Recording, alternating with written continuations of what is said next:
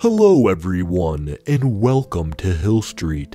Today's story is, I Think I Work at a Place That Doesn't Exist, by Munchie for Sleep.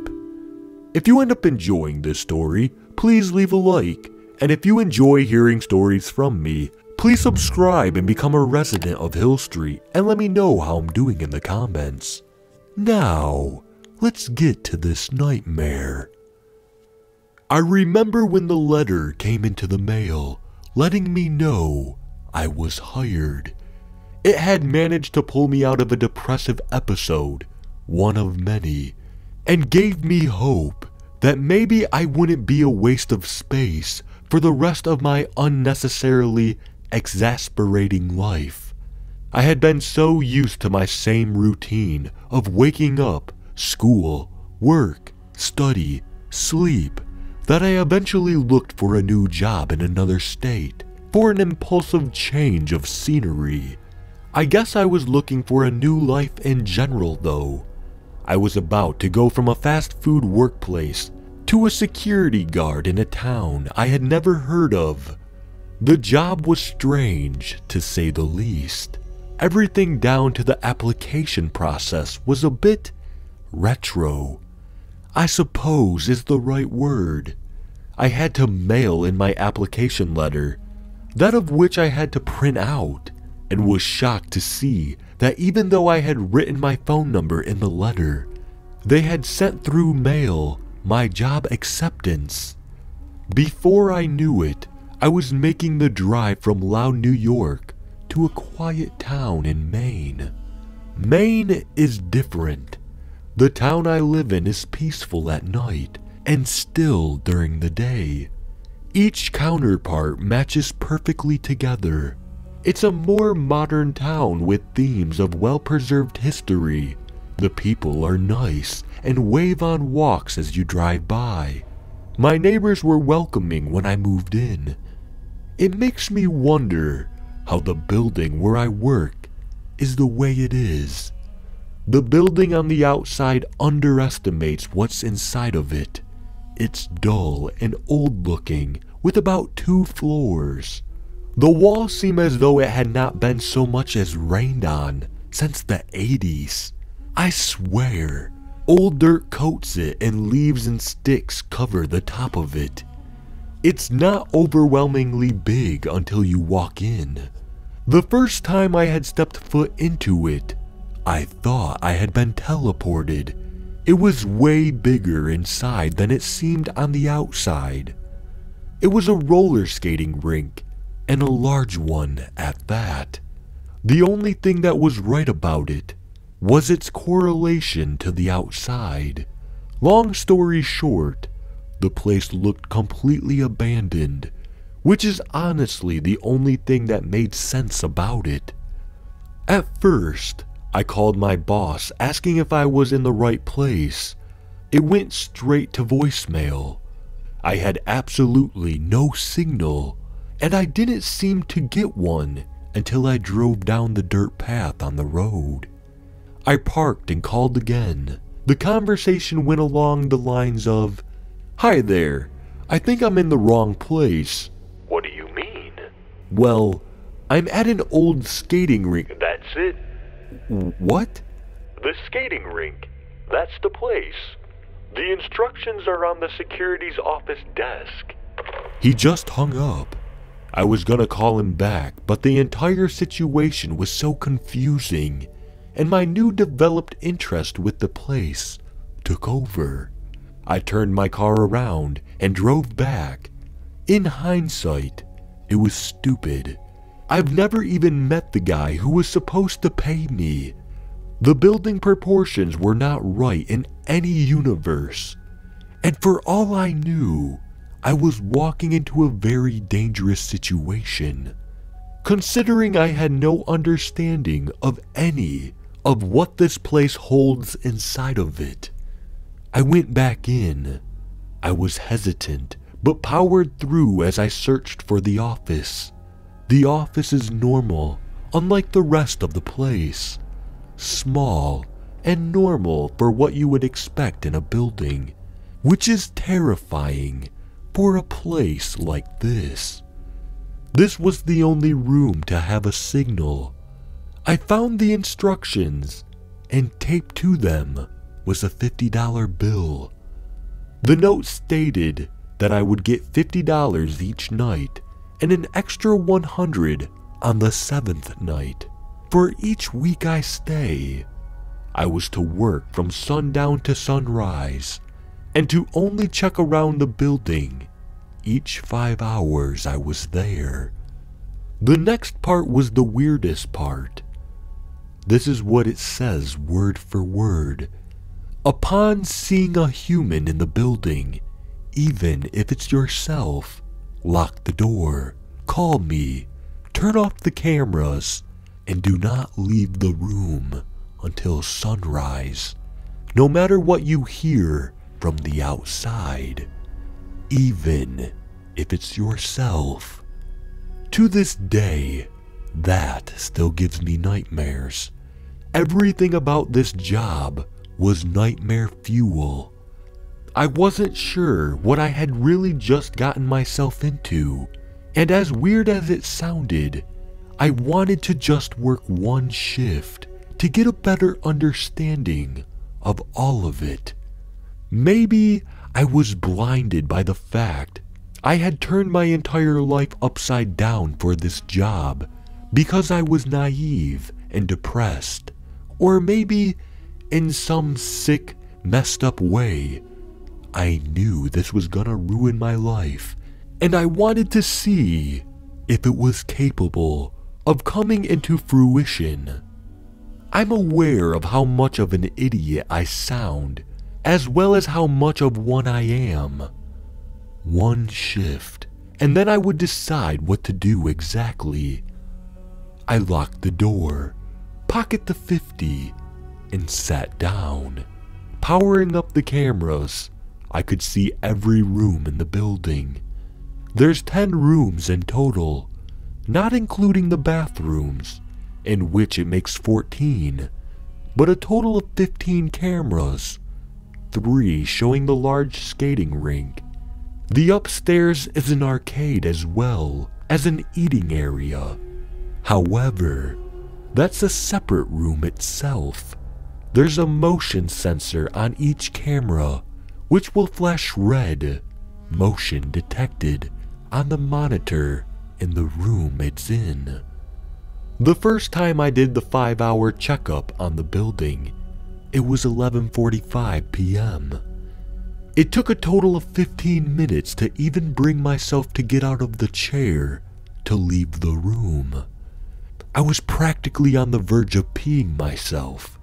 Each room was completely silent. Only half of them even have lights.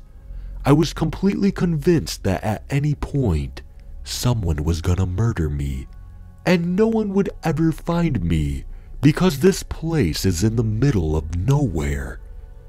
I did make it through though, unmurdered at that.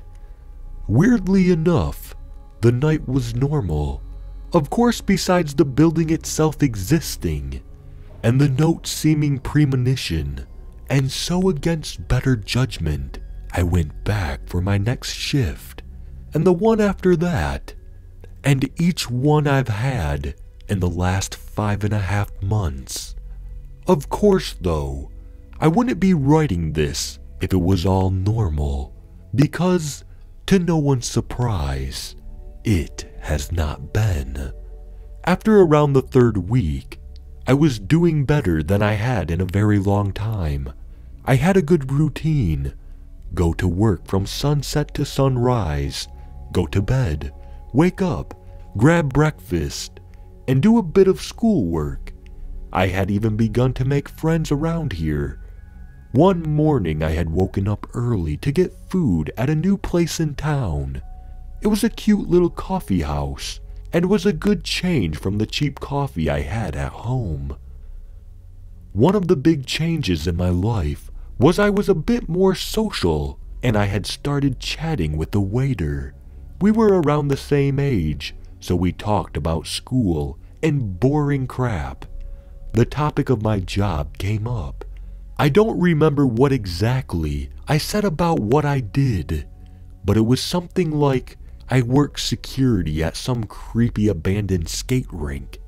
The guy asked where in town, and when I told him the street, he just looked really confused. He told me that not only did he live one road down, but that place wasn't there. I knew that was impossible because I had literally gone there for the past 3 weeks of my life. I asked him where he thought it was then, and he said, "Man, I've lived there for my entire life, and there has never been a skate rink here. I drive that road to get here, and it's all just trees on it." It was around 2 weeks after that when I began to notice that there were things in the building that wouldn't show up on the cameras. For example, there are a few skates that have been left on the rink, 5 in total. However, only 4 would show up on the cameras. Another thing is, in the upstairs eating area, there are 6 trash bins in total. Each one is in the shot of the cameras. Only 2 are seen in the footage. When you work at a place like this, you can't ask questions. You know you'll never get answers. In total, I have only seen 2 people here up until now. I hate saying it as if it's normal, but I don't have a choice. Like I said, I really will never understand any of this crap. The first time it happened was around 4 a.m. I had checked all the cameras minutes prior and was just scrolling through my phone. I had grown accustomed to just leaving the door unlocked because I had no real reason to lock it. When I saw the red flashing from the corner of my eye, I have never been more terrified in my life. The first night seems like a piece of cake at that point, because I had not seen it flash that nauseating red motion detected. The camera it opened up to was number 2, the lobby. I had looked at what the monitor was showing me. I had no clue what I was about to see, and I truly think that was scarier than not being able to see anything at all. It took me about 45 seconds before I saw it.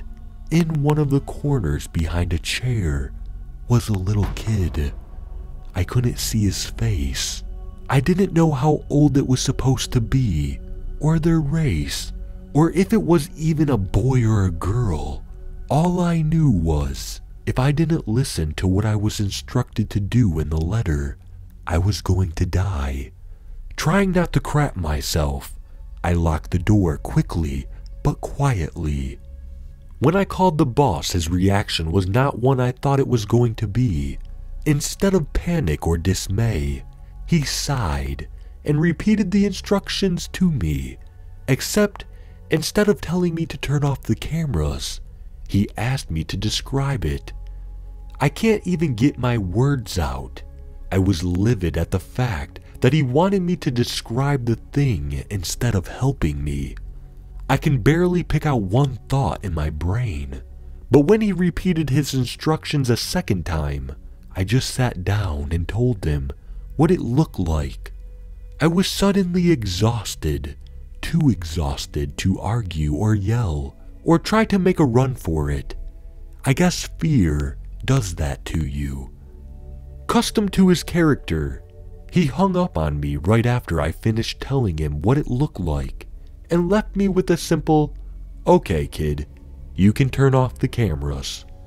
I spent the rest of the night shaking in fear, too scared to so much as blink, knowing it would take my eyes off the door.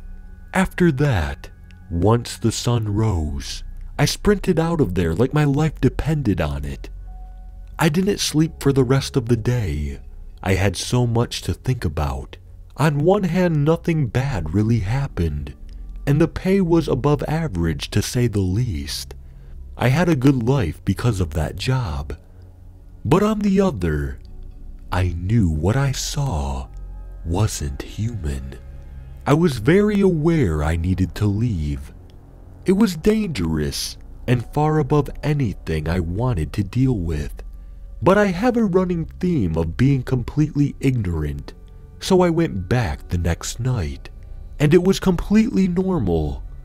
The more friends I've made here, the more I've learned not to talk about my job. Anytime I do, they swear they've never seen it or heard about the place. So it's just best to think I work in some office building a town over. At this point, anyone I associate with has no idea about the security job, and I plan to keep it that way. The second time I saw something was about 4 months in. I was in finals week, so I was enthralled in some textbooks on American history when I noticed the motion detected alert. My heart did the whole skipping a beat then racing at the speed of light thing, like it did the first time. This time, it pulled up camera number 8. This was one of the arcade cameras. It was going to be a whole lot harder to look for a person in the arcade, considering there's so much going on in that room. However, before I looked, I jumped up and locked the door and began to type in my boss's number. The phone rang as I searched, and he picked up right as I saw what I was looking for. This time, it was a man. Instead of seeing its entire body though, he seemed to be just peering over one of the arcade machines. In person. The machines are around 6.5 feet tall, and here stood some wide-eyed creature looking over it, directly into the camera. It was the same routine as before. My boss tells me the instructions in the letter, except he tells me to describe it, and hangs up on me, leaving me terrified. I once again sat in the corner of the room just watching the door, and made a quick escape in the morning. On my drive home that morning, I crafted a plan. I would go back to work tonight and take a picture of every room in the building. I would take a picture on the path that led to the building. I would take a picture of every single wall that made that goddamn place stand. But most importantly, I would have evidence that it's real and that I'm not losing my mind. I got there a little bit early that night. I took a photo of everything on the outside, and when I stepped inside, I took about 200 photos of the entire place. Finally, I had some proof that I don't run around the woods at night, which for a while, I was kinda convinced I was. That night was uneventful. I was just excited to go home and upload all of them to my computer to print it. I wanted to finally be able to tell someone the truth. I enjoyed my life now, truly, but I feel like I'm living half a lie. When I got home in the morning though, every single photo was in complete darkness. There's absolutely nothing in any of the photos. That was impossible though. All of these photos I took during the day in the bright sun. I did everything from enhancing them, putting filters on them, and eventually I had to accept defeat. I was lost. I was tired of this. I'm sure you're just wondering why I haven't quit yet. I honestly don't know. There's absolutely no reason for me to stay here, but I just can't bring myself to do it. Of course I can get other jobs. I'm aware of that. Money isn't even an issue anymore. I don't know. Can't. But I guess that brings me to now, 5.5 months later. I'm currently sitting in the security office, typing this on my computer. The shift started the way it always has. I made my first amount of rounds, and it was, well, uneventful. Eventually I came in here to finish an essay, and when I finished, I did my regular checkup of going through each camera. When I was finished, I played some games on my phone. Around 35 minutes ago, a red motion detected alert went off. Camera 5. Camera 5 points almost directly at my office door. I didn't have to search for any kind of person this time. I mean, it's right there. I haven't called my boss yet, and I'm not sure what I'm going to do. I'm too scared to talk. I know it'll hear me.